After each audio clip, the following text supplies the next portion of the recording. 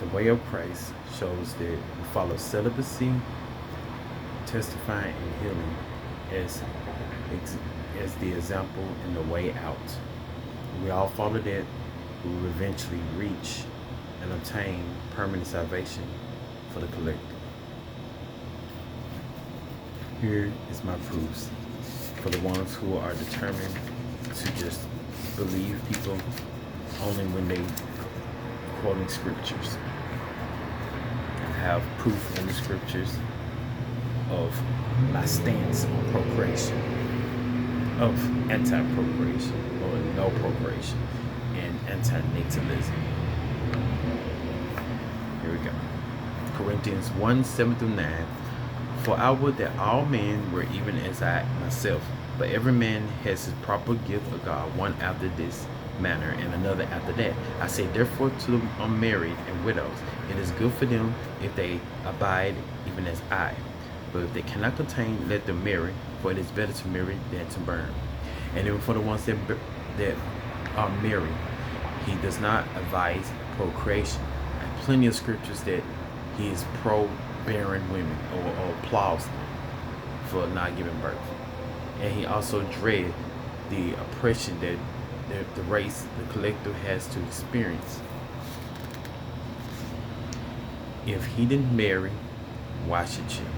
If he didn't have a mate and he chose abstinence, then don't you think you should too? Okay.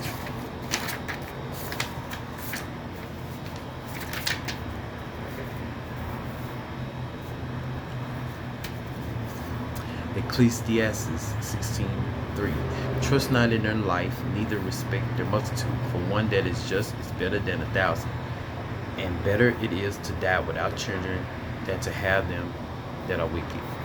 Ecclesiastes 4:3.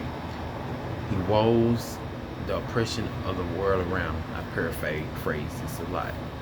But 3 says, yeah, better is he than both of them who have not yet been, who has not seen the evil work that is done under the sun.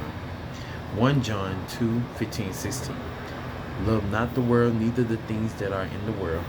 If any man loves the world, the love of the Father is not in him. For all that is in the world, the lust of the eyes, flesh, and pride of life, is not of the Father, but is of the world. So once you won't be so pro-life or pro-like in life, that is not of Christ or the Father. They're showing that you love life more than you love the God that you say you claim to worship.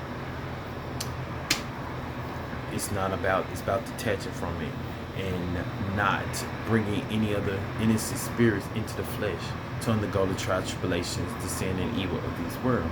Not saying that it's all evil, because not as good in everything too in this world. But the thing of it is, it's better to not have them, because that's ensured that they stay in the realm of permanent salvation, as well as not giving evil, sin, or anything of trials and tribulations an outlet to act upon. Nothing. If you have nothing to experiment on, they're free from this. So it's better to not give any of these, or any being or anything to want to experiment on them, that option, or that toy. Isaiah 54:1. O bearing you that did not bear, break forth into singing and cry aloud, you that did not travail with child.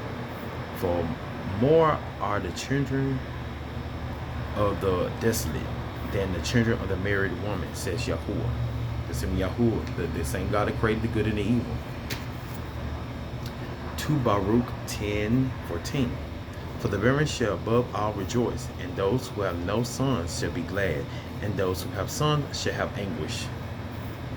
Psalms 107:34. A fruitful land into barrenness, for the wickedness of them that dwell therein. So it's still pro-barrenness. Proverbs 30:16. Sheol, in the barren womb, the earth that is not filled with water, and the fire that says not, it is enough. So basically saying nothingness is enough. So return to nothingness. That's how I take it. But it's up for interpretation, how you want to interpret. Luke 23:29. Behold, the days are coming in the which they shall say, Blessed are the barren, and the wombs that never bare, and the beasts which never gave suck. Galatians 4:27. It is written, Rejoice, you barren who bear not. Break forth and cry, you that travail not. For the desolate has many more children than she which has a man. I've gave scriptures to my stance, and some people don't like Bible, religion, or whatever. They trying to denounce it because they want to just hold on to the intoxications of this life. And I understand the sinful salvation of life can be intoxicating and alluring, but do they always satisfy you? Likely not. You still deal with misfortune and all the other ups and downs of life. So if you had the choice, would you rather pick permanent salvation, or will you just continue wanting to be into the loops of the sinful salvation's world, which is temporary loops, and you have to continue to seek one high after another high, one dopamine rush after another, just continue feeling that sense of fulfillment. When there's, instead of just seeking for the permanent salvation, which is permanent fulfillment, not needing any of it, not needing any material, anything. But that's my argument. I leave it on that. I also made previous videos about more of the down-to-earth reasons as to why, dealing with people in high places, waiting on individuals or high people with power and influence and resources and money and wealth that should be able to redistribute help and resources to the working class and poor class, as well as leaders to enforce laws that would positively impact the people as a collective. Waiting on all that them to actually do these things, it's like it's a waiting game. They may do it, they may not.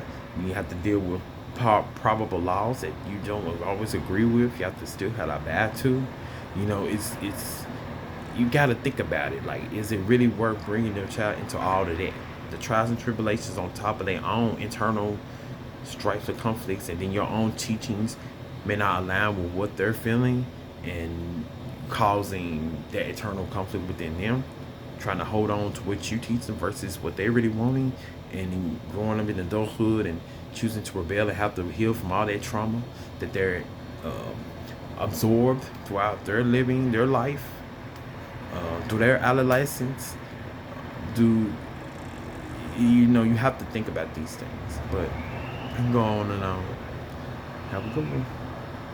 I'm gonna leave it at that.